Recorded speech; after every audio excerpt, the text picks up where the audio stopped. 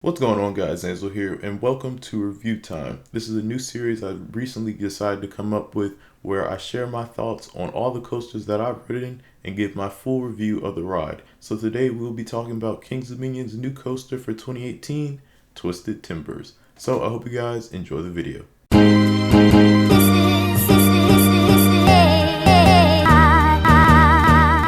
Alrighty, so this is going to be a fairly long video, but I will be giving all my thoughts and my full review of this ride. So first things first, this did replace Hurler at Kings Dominion, and Hurler's height was a height of 83 feet and had a track length of 3,157 feet. It went 50 miles per hour and had 0 inversions. Now this was a wooden coaster, but then just this year, RMC, or Rocky Mountain Construction, transformed this coaster into a steel hybrid coaster with the track length being 3,351 feet, a height of 111 feet with a drop of 109 feet, 3 inversions, and a speed of 54 miles per hour. Now, Twisted Timbers was the first RMC coaster for the Cedar Fair chain, as well as the first RMC in the park. With that being said, this is really big news for the Cedar Fair company, as like I was saying, this is the first one for the whole entire company. No other park has opened yet. Steel Vengeance, of course, will be the second one, and Railblazer will then be the last one, if I'm correct. If everything goes as planned, that will be how it goes. Now, this is located in Candy Apple Grove, and honestly, there wasn't really anything new in that area. I'm very happy with the spot that they put this, and Hurler was over there, but it was gone for those 2 years. Finally back in Transform in 2018. Now this ride has 2 trains. There is a blue one and a green one, and they both fit 24 riders, and you're sitting 2 to a row. So that's the way that you'll be sitting. We'll go ahead and talk about the comfort of this ride. Overall, I really did enjoy it. It wasn't too bad, but I will say I did need just a little more leg rooms, and it depends on the spot that you're in. Now, if you're on the right side, you're always going to get less leg room. In the train, I did notice that. I rode this coaster 13 times on opening day, and then I rode it twice on Passover preview night. And my first ride, of course, you all saw that night ride. I absolutely loved it. I was very happy with the ride, and I'll get a little more in depth with that a little bit later. But as I was saying, the seats feel pretty good, but it just needs a little more room in my honest opinion. And I'm not that big of a guy. I'm really skinny and I'm not that tall, but I definitely needed more room to at least just move my legs. Other than that, I didn't have a problem. They do have handles now on these new trains, by the way. So the new trains will have handles. I don't really like the spot that they're in. I don't use it. I put my hands up on the ride every time. Honestly, I don't feel that like they really need to be there, but if you're wondering, do they have handles? They do have handles now for this coaster. Now, talking about the ride itself, you go up the lift hill. And I will say that the lift hill is probably the loudest lift hill in the park. It is a chain lift and it's a very loud one, but it still sounds better than Anaconda's chain lift. In fact, we'll go ahead and do a comparison video right now between Anaconda's chain lift and Twisted Timbers chain lift. So here you go.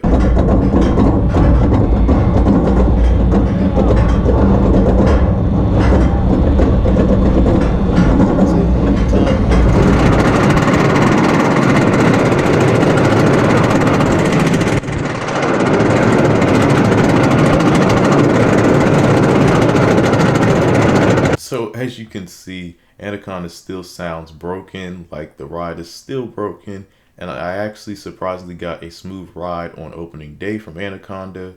I'll have that video for you all very soon, but still I think that Twisted Timbers chain lift sounds pretty good. It's just very loud, and you can't even really talk while you're going up the lift hill. The lift hill doesn't take really that long. It's about 30 seconds to get up to the top, and going through the barrel roll drop just felt amazing. I really enjoyed that aspect of the ride. It was a really different way of going down on the coaster. And honestly, the overbank, you don't really feel the first overbank. It just feels like you're going into a regular normal turn. Now, if you sit in the front, of course, you're going to get a different feel. And I will say overall, the back was the best spot for me, and probably the second car in the front row. So if you sit in that second car in the front row, on the right side, you're really going to get some ejector airtime moments. I really enjoyed that seat. But after the overbank, of course, you hit those 3 back-to-back-to-back airtime hills, and all I can say is they just feel amazing, and they get more forceful every single one. So the last one that you hit, it's just straight ejector, especially if you sit in the back. Like I was saying, basically all the way from past the middle, you're just going to get ejector airtime. It's really great.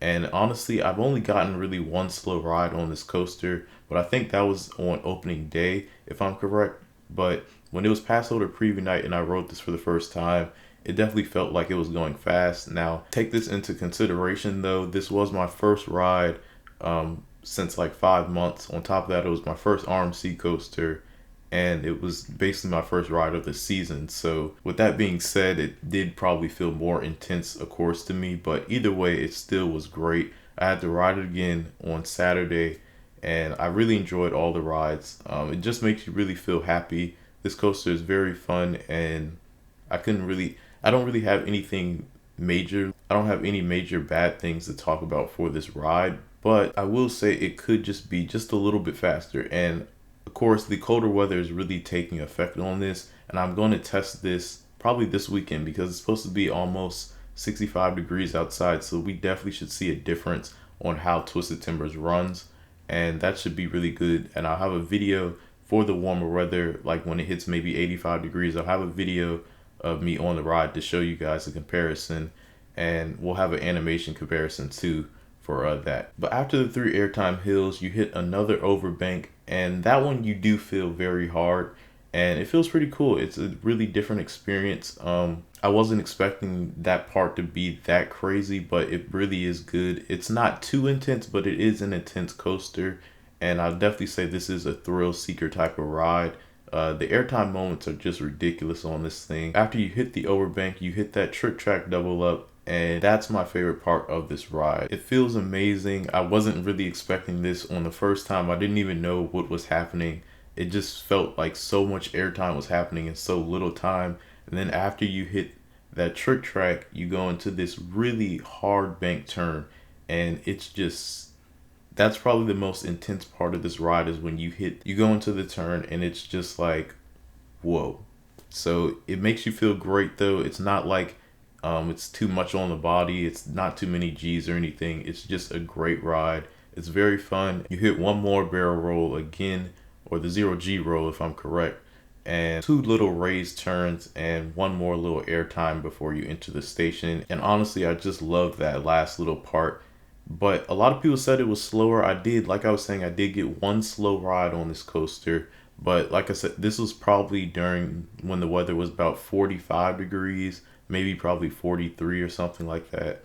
But during 50-degree weather, this ride speeds up a lot more than you think. Once it gets up to like 80, 90 degrees outside, this coaster is going to feel like you're going probably 60 miles per hour knowing it. A lot of you all want to know, do I think this is better than I-305? I rode Intimidator right after I rode Twisted Timbers on opening day, and all I can say is the intensity and airtime, those two combined for me just makes one amazing coaster. So overall though, like I was saying, Twisted Timbers is a great ride and a great addition to the park, but I'm really intrigued to see on what will be the next coaster for Kings Dominion in the next upcoming years, maybe the 5 or again 8 years.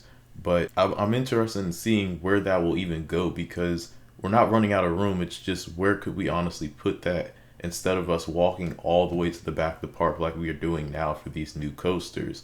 So the only bad things I really have to say about this are that it needs just a little more room in the trains, maybe a quieter chain lift, and honestly just a little bit more speed.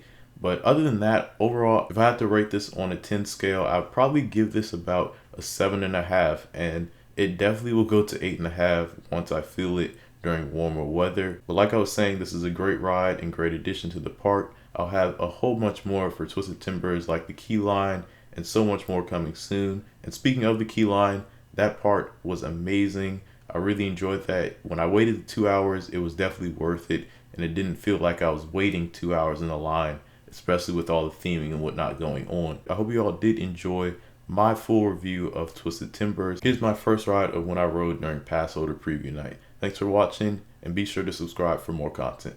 Till next time, you guys. Peace out.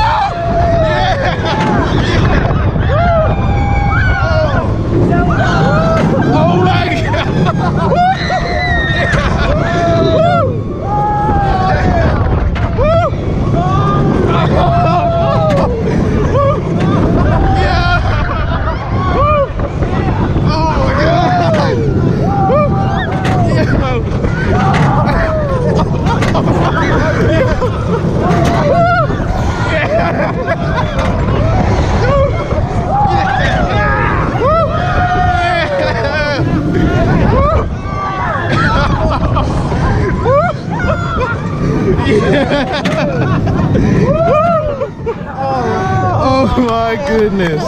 Best ride.